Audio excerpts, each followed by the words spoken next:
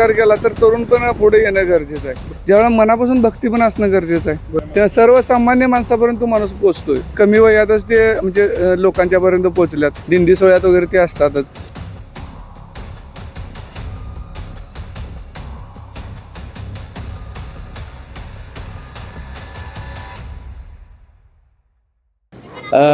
दादा काय वाटतंय तुमच्या जिल्हा परिषद मतदारसंघामध्ये दोन विश्वनाथ उभार आहेत, एक विश्वनाथ पाटील हम्मू आणि दुसरे विश्वनाथ पवार. काय वाटते कोण बाजी मारेल? खरं तर विश्वनाथ पाटीलच बाजी मारणार असं मला वाटते. कारण कसं आहे, त्यांचा विषय म्हणजे अगदी कमी वयात ते लहानापासून तोरापर्यंत पोचल्यात. अगदी म्हणजे वारकरी संप्रदायामध्ये पण पोचल्यात.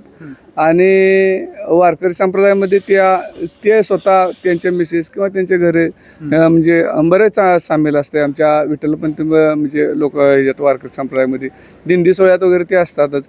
त्याचबरोबर म्हणजे त्यांचा म्हणजे जनावरांच्यावर पण म्हणजे कुत्रा वगैरे हे त्याच्यावर पण त्यांचा बरंच असं की गावातले भटकी कुत्रे वगैरे मध्यंतर बरीचशीच म्हणजे मारण्यापेक्षा कुठेतरी सोडूया आपण असं म्हणजे केलं.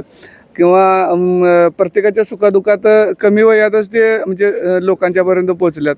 किंवा भले त्यांच्या क्रेशर माध्यमातून वगैरे ज्याला खरोखर म्हणजे जमतंय तितकी ती मदत करण्याचा प्रयत्न करतात.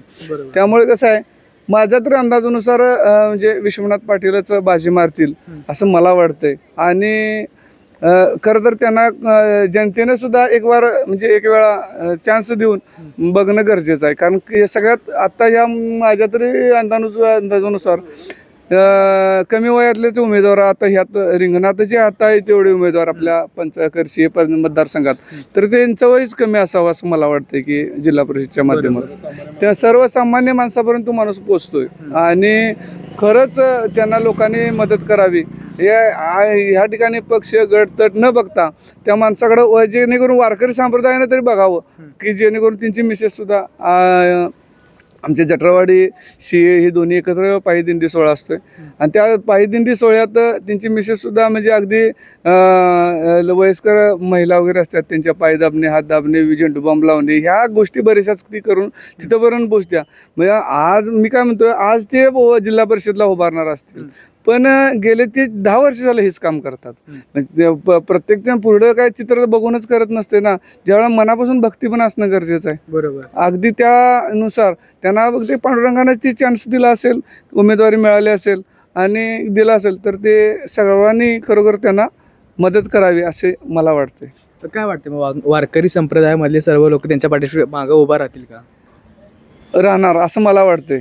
कारण आता सिहे बुये जटरावाडी ह्या भागात म्हणजे आमची दिंडी फार मोठी असते. सिंहातून म्हणजे आषाढी वारी दिंडी असते. त्यामुळे ते त्या कार्यक्रमात इन्व्हॉल्व पूर्णपणे असतात. आणि इतर आम्ही बरेच करतोय त्यावेळेला ते आमच्याबरोबर असतात. त्यामुळं करतील असं वाटतंय. बरोबर. यावेळी संधी तरुणाच्या हातात देणं गरजेचं आहे. 100% देणं गरजेचं आहे. कारण सगळ्या ह्या दृष्टीचा आत्ताचा विचार केला तर तरुण पण पुढे येणं गरजेचं आहे. बरोबर. असं आहे. त्यामुळं त्यांना लोकांनी खरोखर एक चान्स द्यावा असं मला वाटतंय. बरोबर. तर तू एक तरुण आहेस, तुला काय वाटतंय कोण म्हणजे या उमेदवार म्हणजे कोणाला गुलाल लागायला पाहिजे, कोण निवडून यायला पाहिजे? हमुदात निवडून येणार. होय. का बरं? तू तरुण आहेस, तरुणांचा कौल तिकडे का?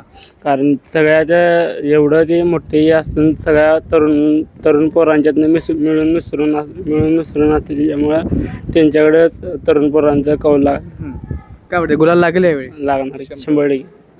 धन्यवाद दादा.